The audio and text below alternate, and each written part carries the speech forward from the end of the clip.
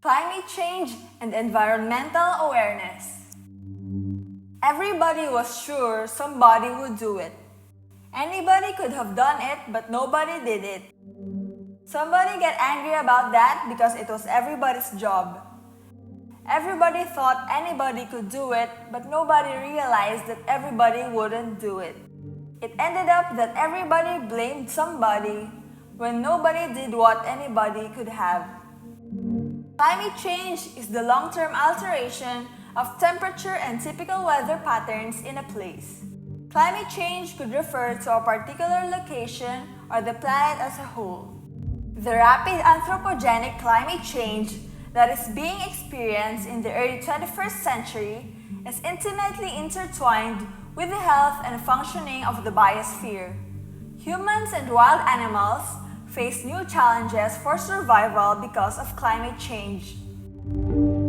More frequent and intense drought, storms, heat waves, rising sea levels, melting glaciers, and warming oceans can directly harm animals, destroy the places they live, and wreak havoc on people's livelihoods and communities.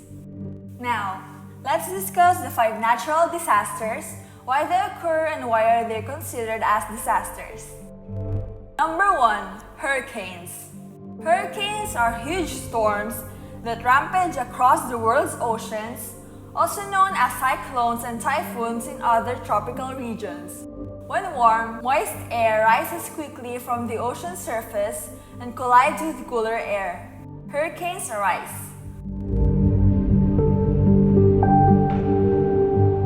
A hole known as the eye forms at the center of a cyclone as it strengthens and becomes powerful enough. Number 2. Forest fires. Forest fires in tropical, temperate, and boreal forests are caused by natural or man-made fires and are linked to land removal and deforestation. It represents a threat to the region's living biodiversity and environment, which helps in maintaining and creating life. When there isn't any rain, the trees get overgrown with dried, senescent leaves and twinges that are prone to catching fire if even the smallest spark ignites them. Number 3. Drought. A drought is defined as a prolonged period of unusually dry weather that causes major difficulties such as crop damage and water shortages.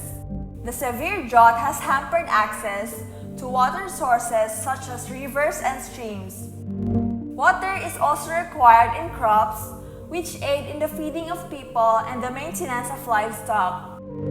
Though rain can assist in watering crops and help in quenching thirst, it is insufficient because some rainfall takes weeks to arrive and the crops might have dried out. Number 4. Floods. Flooding occurs along river, streams, lake, and coastal areas in alluvial fans, in ground failure areas such as subsidence, in areas influenced by structural measure, and in areas that flood due to surface runoff and locally inadequate drainage. Another factor contributing to flooding is people's lack of discipline in disposing of their garbage, thus, clogging drainage and sewage systems lead to a worse scenario. Flooding's primary effects include loss of life, damage to buildings and other structures such as bridges, roadways, and canals. It also frequently damages power transmissions that leads to loss of power. Number 5. Heat wave. Across the globe, hot days are getting hotter and more frequent, while we're experiencing fewer cold days. Over the past decade, heat waves are becoming more common, intense, and frequent.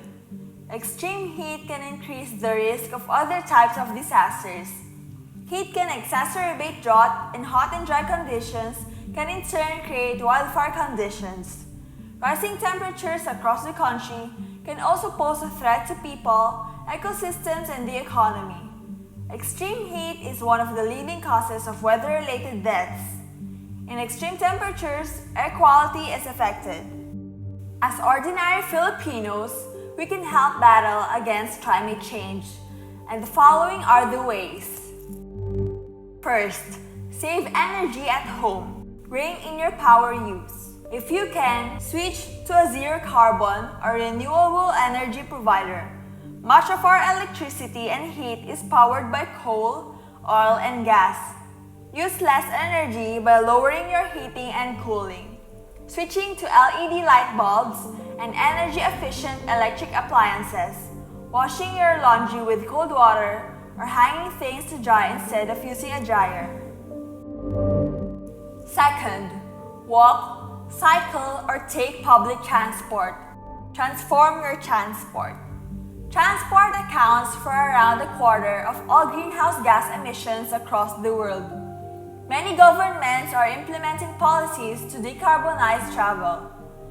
The world's roads are clogged with vehicles, most of them burning diesel or petrol. Walking or riding a bike instead of driving will reduce greenhouse gas emissions and help your health and fitness. For longer distances, consider taking a train or bus and carpool whenever possible. Third, throw away less food and tweak your diet. Eat more plant-based meals. Your body and the planet will thank you. Plant-rich diets can help reduce chronic illnesses such as heart disease, stroke, diabetes, and cancer. When you throw food away, you're also wasting the resources and energy that were used to grow, produce, package, and transport it. And when food rots in the landfill, it produces methane, a powerful greenhouse gas. So use what you buy and compost any leftovers. Fourth, reduce, reuse, repair, and recycle. Electronics, clothes, and other items we buy cause carbon emissions at each point in production. From the extraction of raw materials to manufacturing and transporting goods to market. To protect our climate, buy fewer things. Shop secondhand, repair what you can, and recycle. You have the power to choose which goods and services you support. To reduce your environmental impact, buy local and seasonal foods, and choose products from companies who use resources responsibly and are committed to cutting their gas emissions and waste. Fifth, plant more trees. Every year, approximately 12 million hectares of forests are destroyed, and this deforestation, together with agriculture and other land use changes, is responsible for roughly 25% of global greenhouse gas emissions. We can all play a part in reversing this trend by planting trees, either individually or as part of a collective.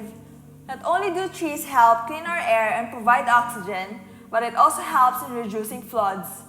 Its trunks act as a sponge that removes the pollutants from the storm water into the ocean, and the rainfall drips and flows down to the soil. During heavy rains, trees act as a flood deterrent, holding back water and slowing the flow.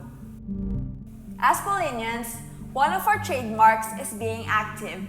And as active Paulinians, we are exuberantly active in all fronts, and one of those is to speak up and be concerned with the promotion of peace and care for our environment.